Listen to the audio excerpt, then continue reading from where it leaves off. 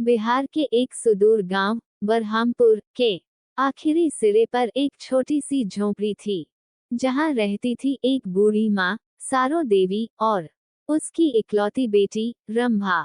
रंभा की उम्र कोई 16 to 17 रही होगी। सांवला चेहरा, पतली काया, लेकिन आंखों में अद्भुत चमक थी। माँ लकवे की मारी थी और रंभा ही पूरे घर की जिम्मेदारी संभालती थी। जंगल से लकड़ी, खेत से पानी, गांव में बर्तन मांजना और शाम को माँ के लिए दवा जुटाना। रंभा के पास कुछ नहीं था, न जमीन, न जेवर, न रिश्तेदार, बस माँ की ममता और अपनी मेहनत। एक दिन गर्मियों की दोपहरी में रंभा जंगल के पास की झाड़ियों से लकड़ी काटने गई।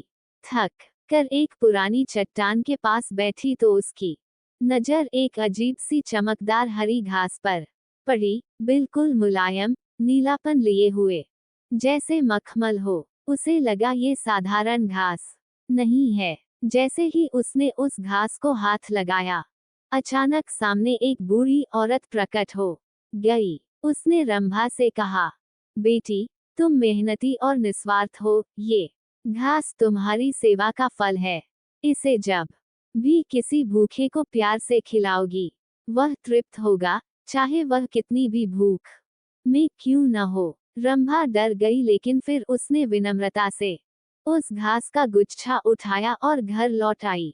रंभा ने उस दिन माँ के लिए सिर्फ उबली अरहर की दाल बनाई, लेकिन जैसे ही उसने दाल में थोड़ी सी जादुई घास मिलाई, दाल की खुशबू पूरे गांव में फैल गई।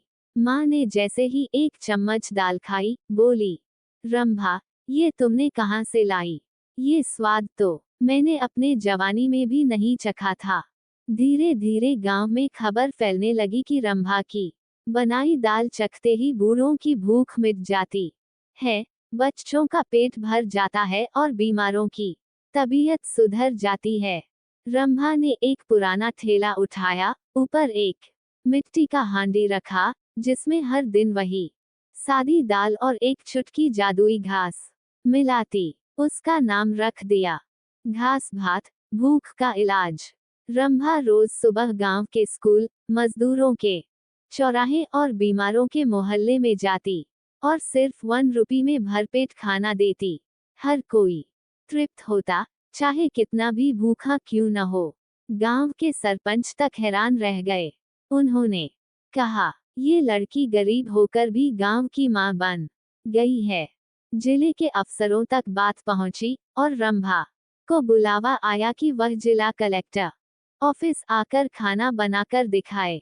रंभा डर गई, क्योंकि अब घास खत्म हो रही थी, लेकिन उसने एक आखिरी बार चट्टान के पास प्रार्थना की। बूढ़ी औरत फिर प्रकट हुई। उसने कहा, तुम सेवा करती रहो, घास कभी खत्म नहीं होगी, लेकिन लोभ आए तो ये घास राख बन जाएगी। रंभा ने कलेक्टर साहब को भी वही दाल खिलाई। सब हैरान रह गए। उसे राष्ट्रीय सेवा सम्मान मिला। उसे एक बड़ी रसोई घर मिली, रंभा रसोई नाम से। कुछ सालों बाद माँ चल बसी। अंतिम समय में उसने रंभा से कहा, बेटी, ये घास अब सिर्फ भूखे को देना, ताकतवर को नहीं। सेवा से बड़ा कोई जादू नहीं। रंभा ने माँ की चिता के पास वचन दिया कि जब तक वह जिएगी, घास का चमत्कार सिर्फ भूख के इलाज के लिए होगा। आज भी बरहामपुर में एक लड़की है जो हर दिन एक छोटी हांडी में दाल पकाती है। नाम वही घास भात। उसका दावा नहीं, लोगों का कहना है कि वहाँ का खाना पेट से नहीं, दिल से तृप्त करता है। जादू घास में नहीं, सेवा में होता है। कोई भी लड़की गरीब नहीं होती अगर उसका दिल बड़ा हो।